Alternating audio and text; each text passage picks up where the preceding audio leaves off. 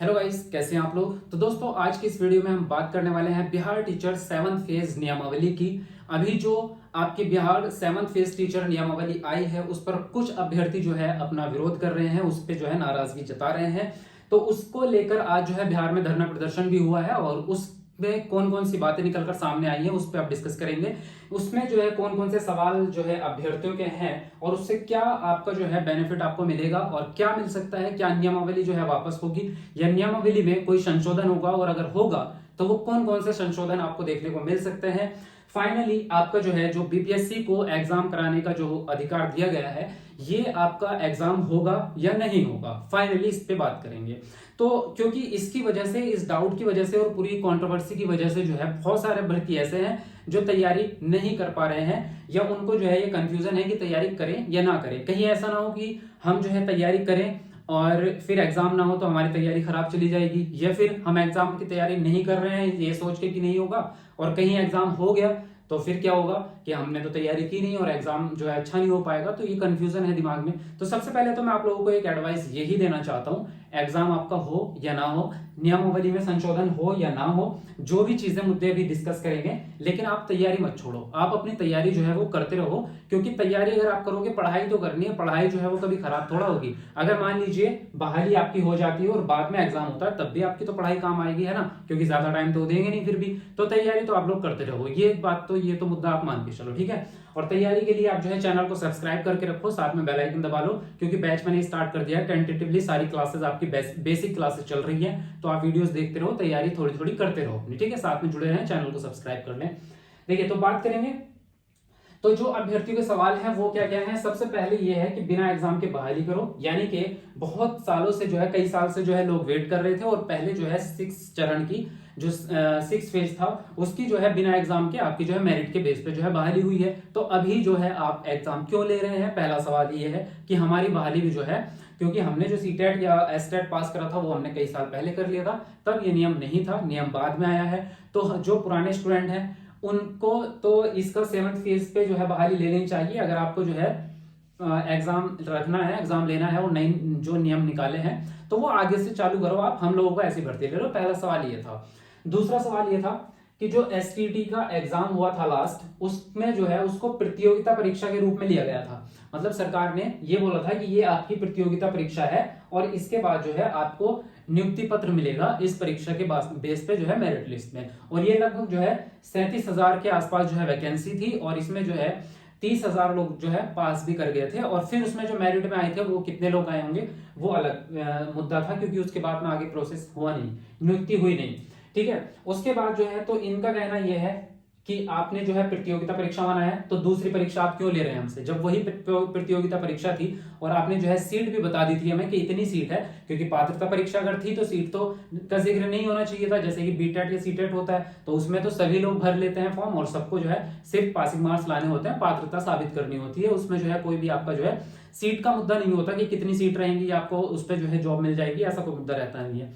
तो इनकी बात ठीक है। उसके बाद अगला सवाल यह था कि अगर नियोजित शिक्षक जो है, जो पहले से जिन्होंने आपने जो है पहले नियोजित कर रखा है, अगर उनकी परीक्षा आप इसके साथ में लेते हैं तो अभी जो वैकेंसीज आई हैं कितनी, प्राइमरी की जो है 2.25 लाख है, प्राइमरी और जूनियर की मिला के, और माध्यमिक और उच्च माध्यमिक की आपकी जो है 40,000 के आसपास है। तो कुल मिला के जो है 2,80,000 के आसपास सीटें हैं। तो अगर ये जो है पुराने शिक्षक जो है अगर वो साथ में हमारे पेपर देंगे तो हमारी सीटें कम पड़ जाएंगी और हम लोग जो है बहुत सारे लोग बाहर हो जाएंगे। तो ये एक तरह की लॉटरी हो गई, एक तरह की किस्मत का खेल हो गया, हम जो है मेहनत पे नहीं डिपेंड हो रहे थे। तो इसका भी जवाब जो है उन्होंने ये दिया है सिंपल सा। चलो मैं साथ में जवाब भी आपके देते चलता हूँ। पहले कि बिना एग्जाम के बहाली करो, इस पे तो उन्होंने ये बोला है, जो शिक्षा मंत्री है उन्होंने सीधा बयान दिया था कि अगर आप लोग शिक्षक बनने जा रहे हैं तो आपका तो काम ही है पढ़ना पढ़ाना, यानी कि पढ़ाई करना आपका काम है। ऐसा नहीं है कि अगर आपने जो है अभी पात्रता परीक्षा पास कर ली है तो आगे आपको पढ़ना नहीं होगा। भाई बच्चों को पढ़ाओगे तब भी पढ़ोगे, तो आपको तो अप टू डेट रहना ही होता है। तो आप एग्जाम से क्यों डर रहे हो। तो इस पे बच्चों ने कहा कि हम एग्जाम से नहीं डर रहे हैं। बहुत सारे लोग जो है इस पे राजी हो गए कि हम एग्जाम देने से नहीं डर रहे हैं, हम एग्जाम देने से नहीं डर रहे हैं, हम डर रहे हैं इस बात से कि इस पेपर में जो है जब आप एग्जाम लेंगे तो क्या गारंटी है कि आपका जो एग्जाम है वो टाइम पे हो जाएगा, और फिर क्या गारंटी है कि वो ठीक तरीके से होगा, इसमें पेपर लीक नहीं होगा या जो आपकी सीट है वो बिकेगी नहीं इसमें। तो कुछ भी हो सकता है, धांधली हो सकती है, तो उसमें भी हमारा ही नुकसान है। तो इसका जवाब मैं आपको दूंगा, ठीक है, लास्ट में। तो ये मुद्दे आए थे उसमें। तो फिलहाल उस पर जो है लोगों ने, मतलब इस अभ्यर्थियों ने कहा कि पहले हमारी बहाली कर लो और उसके बाद में जो है आप एग्जाम ले लेना। दूसरा जो एसटीईटी वाला है, तो इस पे जो है उन्होंने वो ये कह रहे हैं कि एसटीईटी की जो फुल फॉर्म होती है वो होती है स्टेट टीचर एलिजिबिलिटी टेस्ट, यानी कि ये जो है एक पात्रता परीक्षा है, इसको प्रतियोगिता परीक्षा कैसे मान सकते हैं। ये सबसे बड़ी कंट्रोवर्सी का मुद्दा चल रहा है, क्योंकि एसटीईटी में जो है, जो अभिषेक झा है वो नेता बने हुए हैं एसटीईटी के इस टाइम पे, तो उनका मुद्दा सबसे पहले उठ के यही आता है कि भाई आप लोगों ने हमसे प्रतियोगिता परीक्षा बोल के लिया है पेपर, तो हम अगला पेपर नहीं देंगे, हमें ऐसे ही भर्ती आप लो। फिर दूसरा जो है, इस पे उन्होंने जवाब दिया कि अगर नियोजित शिक्षक जो है परीक्षा देंगे, तो इस पे जो आपके संदीप सौरभ जी हैं एमएलए जो है, उन्होंने जो है इस पे जो है कथन अपना दिया है कि इसमें आप लोग कंफ्यूज हो रहे हो, ऐसा आपके साथ नहीं होगा। ये जो पहले से नियोजित शिक्षक हैं जो परीक्षा देंगे, ये अपनी सीट लेकर के आएंगे, यानी कि जिस पद पे इस टाइम है उसी पद पे रहेंगे, बस ये जो है राज्यकर्मी का दर्जा इनको मिल जाएगा परीक्षा देने के बाद। तो आप लोगों की जो 2,80,000 वैकेंसीज है उस पे एक भी बंदा इन लोगों में से नहीं आएगा, वो फ्रेश आप लोगों के लिए है जो अब नई परीक्षा देंगे, ठीक है। तो इस पे तो आपको डरने की जरूरत है नहीं, ये क्लियर मुद्दा है। फिर नेक्स्ट एक सवाल ये उठा कि 3 अटेम्प्ट को खत्म करो, क्योंकि नियमावली में ये बोला है कि अगर आप सुपर टेट का, यानी कि ये वाला जो अब बीपीएससी एग्जाम है, अगर आप 3 बार में एग्जाम क्वालिफाई नहीं कर पाए तो चौथी बार आपको दिया नहीं जाएगा। तो बहुत सारे बच्चे जो है इस पे भी नाराजगी जताई है कि इसको खत्म करो, ये कोई यूपीएससी का एग्जाम थोड़ा है कि आप जो है 3 बार लेके काम खत्म कर दोगे। उसके बाद उसमें जो है यूपीएससी में भी अब तो ज्यादा अटेम्प्ट हो गए हैं इससे। तो देखो ये तो इतना बड़ा मुद्दा है नहीं, क्योंकि अगर आप वाकई में नियुक्ति लेना चाहते हैं तो क्या आप 3 साल तक इसी का एग्जाम देते रहोगे, एक एग्जाम को 3 बार? मुझे नहीं लगता। आपकी जो है अगर इसमें अच्छी तैयारी आप लोग रख के कर लो तो एक बार में आपका खेल आप क्लियर हो जाएगा, 2 बार में हो जाएगा ज्यादा से ज्यादा, तो 3 बार तक तो जाने का चांस नहीं है, पहले ही आपकी नियुक्ति हो जाएगी। तो इससे डरने की जरूरत आप लोगों को है नहीं वैसे, और अगर उन्होंने मानी तो बात अलग है।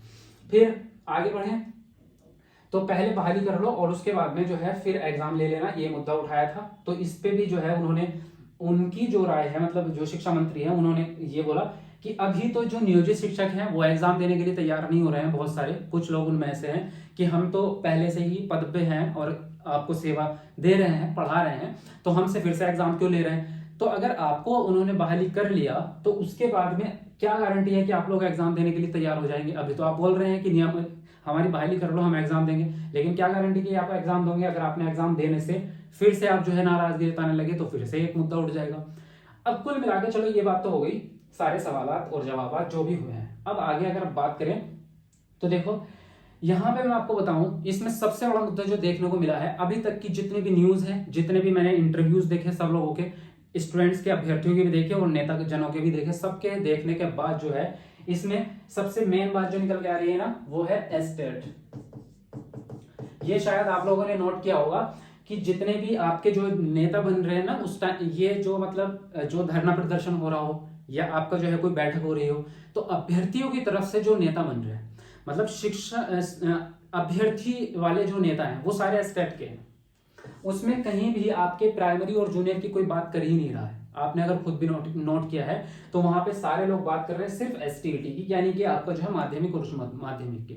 वहां पे कहीं भी प्राइमरी और जूनियर की बात नहीं हो रही है। खास करके कुछ लोग उनके पीछे जाके खड़े हो जाते हैं, वो बात अलग है, लेकिन बहुत कम लोग। अब अगर यहाँ पे देखें आप तो एसटीईटी वालों का मुद्दा तो चलो जायज है। उन्होंने बोला है कि पहले उन्होंने प्रतियोगिता परीक्षा दे दी है, एक बार एसटीईटी को प्रतियोगिता माना है, तो इसलिए वो दूसरी परीक्षा नहीं देना चाह रहे। लेकिन प्राइमरी और जूनियर वालों के पास क्या मुद्दा है इसके लिए कहने का कि हाँ हमने जो है कॉम्पिटिटिव एग्जाम दे दिया है। आपने कोई कॉम्पिटिटिव एग्जाम नहीं दिया है, कुल मिला के आपने सिर्फ जो है पात्रता परीक्षा को ही पास किया है। अब रही बात कि पहले नहीं हुआ करता था, अब हो रही है परीक्षा, ये हमारे पास मुद्दा है। ये कोई मुद्दा नहीं है भाई, ये सिंपल बात है, ये कोई मुद्दा नहीं है। क्योंकि अब जो पूरे देश का जो है ये बात है कि अब जो बात हो रही है वो गुणवत्ता की हो रही है, यानी कि शिक्षा में गुणवत्ता को लाना है। ये एनईपी 2020 अभी लागू हुआ है, तो क्यों लागू हुआ है? गुणवत्ता की वजह से। पूरे देश में लागू हुआ है, किसी एक राज्य में नहीं हुआ। तो अभी हम बात करें तो जितने भी मोस्टली अधिकांशतः राज्य जो देश के हैं हमारे, वहां पे यही नियम चलता है कि पहले पात्रता परीक्षा पास होती है, उसके बाद में जो है आपका एक कॉम्पिटिटिव एग्जाम आपको देना पड़ता है, फिर जाके आपको शिक्षक भर्ती मतलब शिक्षा में जो है आपको नियुक्ति मिलती है शिक्षक के रूप में। चाहे आप केवीएस ले लो, उसमें आप सीटीईटी पहले पास करते हैं, फिर केवीएस जो है कॉम्पिटिटिव एग्जाम लेता है, बल्कि उसमें इंटरव्यू भी लेता है प्लस, तब जाके आप बनते हैं। डीएसएसबी हो गया तो डीएसएसबी में पहले सीटेट पास करना पड़ता है, फिर आपकी जो है भर्ती परीक्षा होती है। यूपी में पहले यूपी टेट पास करना पड़ता है या सीटेट, फिर आपका जो है सुपर टेट होता है वहां पे, जिसको हम भर्ती परीक्षा कहते हैं। तो इस तरह से जो है मोस्टली अधिकांश राज्यों में यही नियम लागू है, पूरे देश में यही चल रहा है। तो आप अगर इस मुद्दे को पूरे को ले जाकर सुप्रीम कोर्ट में भी खड़े हो जाते हैं कि हमसे जो है एग्जाम क्यों लिया जा रहा है, तो भाई तुम्हारे पास जवाब क्या है?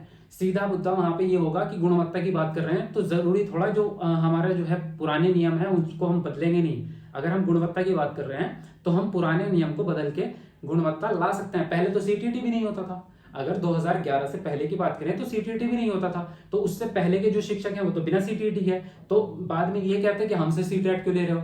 आपने कहा किसी ने कि हमसे सीटेट क्यों ले रहे हो?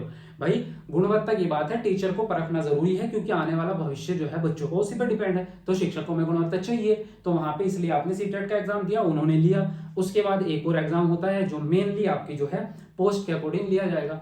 तो कुल मिला के अगर देखा जाए तो यहाँ पे वो एग्जाम लेना एक तरह से जायज है। वो अलग बात है कि आप लोगों के साथ जो है पहले ऐसा नहीं होता था, अचानक से हुआ तो थोड़ा सा तो प्रेशर बढ़ता है, वो सब चीजें मैं समझता हूँ।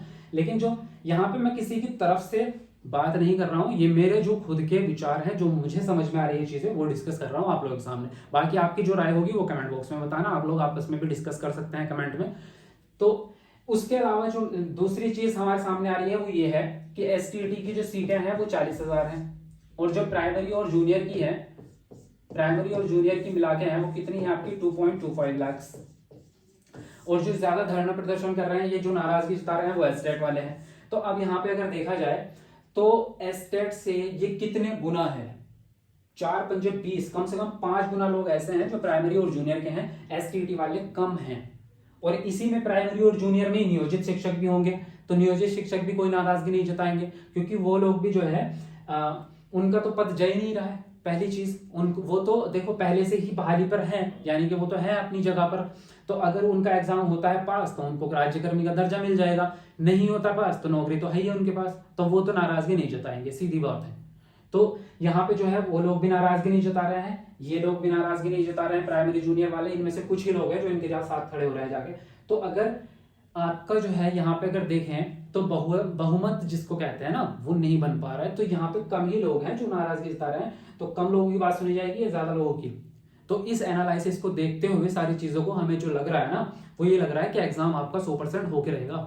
और ये पूरे इसमें जो है गुणवत्ता की जहां बात करते हैं, जहां शिक्षा की गुणवत्ता की बात हो रही हो, वहां पे कौन सवाल उठाएगा? मुझे ये बताओ। वहां पे कोई मंत्री सवाल नहीं उठा सकता, कोई नेता नहीं, कोई शिक्षा विभाग से भी कोई सवाल नहीं उठाएगा। वो कहेंगे कि शिक्षा में गुणवत्ता होनी चाहिए, हाँ होनी चाहिए, कौन मना करेगा? इसको तो सब राजी हो जाएंगे। बल्कि आप लोग भी मना नहीं कर सकते। अगर आपसे ये सवाल रखा जाएगा कि गुणवत्ता होनी चाहिए शिक्षा में, तो आप खुद कहोगे हाँ होनी चाहिए। तो इस चीज को लेके भी जो है आपका एग्जाम होके रहेगा।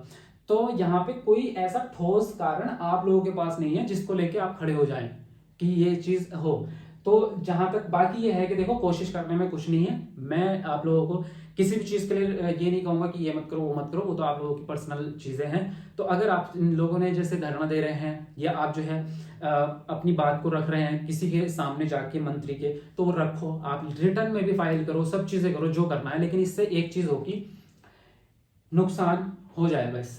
इससे नुकसान हो जाएगा। क्या नुकसान होगा पता है? आप लोग जो है अड़े रहोगे कि हमें एग्जाम नहीं देना। वो लोग कह रहे हैं कि हमने तो आपके सामने रखा है ऑफर, आप लोग लेना नहीं चाह रहे, तो इसमें हम क्या करें? और आप लोग जो कह रहे हो ना, ये इसको जो है अगले इलेक्शन का मुद्दा बनाएंगे, वो नहीं बना रहे, आप लोग बना रहे हो। वो लोग नहीं बना रहे, वो मुद्दा आप लोग बना रहे हो, क्योंकि आप ही नहीं उसको आगे प्रोसेस करना चाह रहे, आप उसको अटका रहे हो बीच में।